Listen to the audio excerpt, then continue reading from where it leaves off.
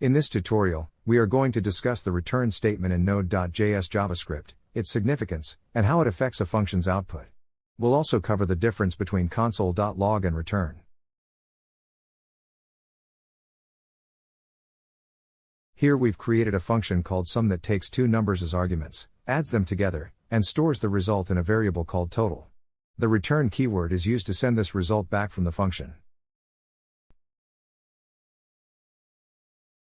Now, we're calling the sum function with arguments 5 and 7 and storing the result in a new variable called result. We then print the value of result using console.log. The output here is 12, which is the sum of 5 and 7. The return statement allowed us to get this value out of the function and use it elsewhere in our program. Now, let's look at what happens if we use console.log inside the function instead of return.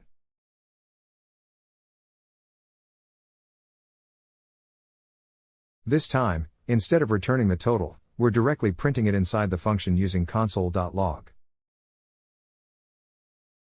Notice that the output is the same. However, this time we can't use the result of the function elsewhere in our program because it's not being returned.